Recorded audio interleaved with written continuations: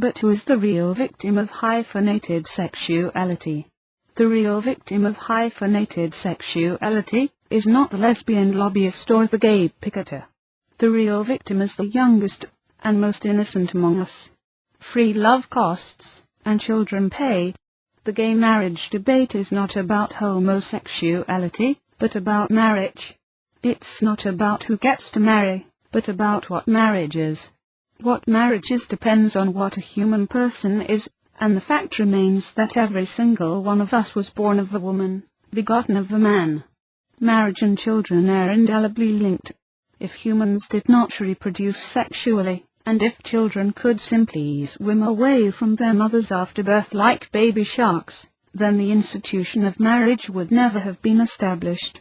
Historically, married laws served to reinforce the bond between children and their parents, especially to link children to their fathers. The real matter at hand is children's rights.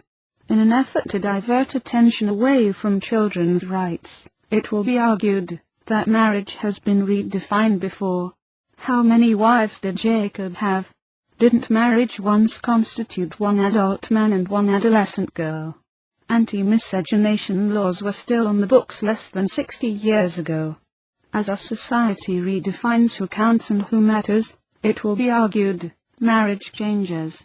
Besides, if straight couples can adopt children, why can't gay couples? But polygamy is not an argument for gay marriage.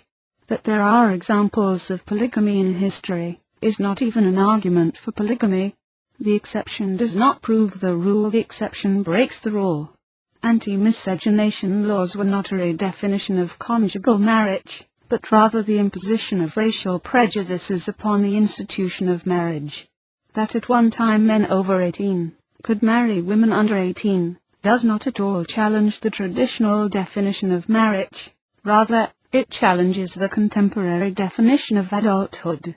The question is not whether a woman who experiences same-sex attraction can be a mother, but whether two moms make a marriage, and if the coupling of two women is a healthy norm for rearing children. Adoption exists because of tragedy, either abandonment or death.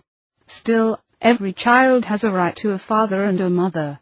Just because tragedies happen, this does not give us license to preemptively deprive children of the right to both a mother and a father. The question is not if people who identify as gay counter matter. Of course they counter matter. The question is if a homosexual relationship constitutes a marriage.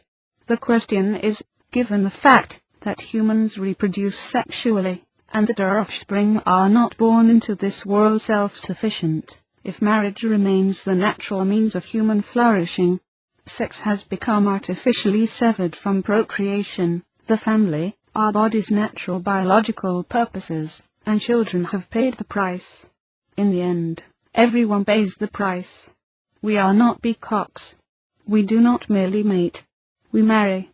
We long for relationships that are trustworthy and lasting, for wholeness, and for a life that is serious and deep, and for a future. Generativity and childbirth, homemaking, and child-rearing, concern for the future, for lineage, all of it is at stake in the long revolt against human sexuality. The utopian spasm of hyphenated sexuality is harmful to men, to women, and especially to children. The traditional norms of marriage were established to protect innocent people, especially children. They are evidence of advanced civilization. Children have a right to life. Children have the right to a father and a mother.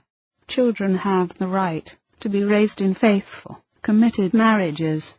Who are we to deprive them of this right? We are oriented in speaking of sexual orientation. I feel almost revolutionary in the sense of a circle coming back to its beginning, its right place. I am trying to expose the sexual orientation in each one of us, the orientation that's so sweet it hurts. We take our revenge on it by calling it names like attraction or libido or sex drive. It is the sexual orientation we cannot ignore and cannot admit, though we want to do both. We cannot admit it, because it threatens the whole big fake program we've been living. Yet we cannot ignore it, because it is written in our very bodies, and upon our deepest heart. I would like to set free the idea that we are neither homosexual nor heterosexual, but simply now perhaps unbelievably sexual.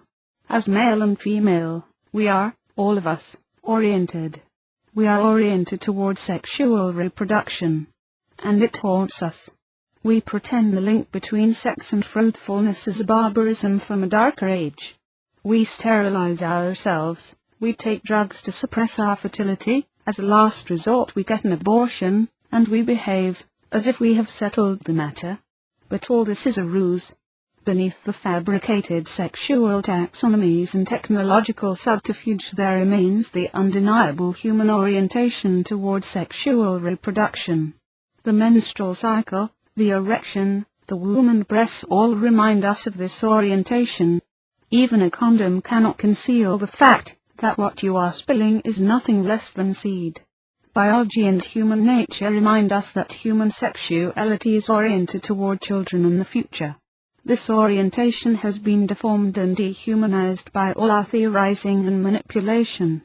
But whatever else we may be, as men and women we are sexually complementary, and mutually involved in generation. This is no social construct. This is the permanent and irreducible truth of biology and human nature. This is our heritage and our future. This is our doom. We depend on this orientation for our own future flourishing. We are, every one of us, oriented toward the sexual. Sexuality without the artifice of an ideological prefix is the deep preserver of life, of generation, of offspring.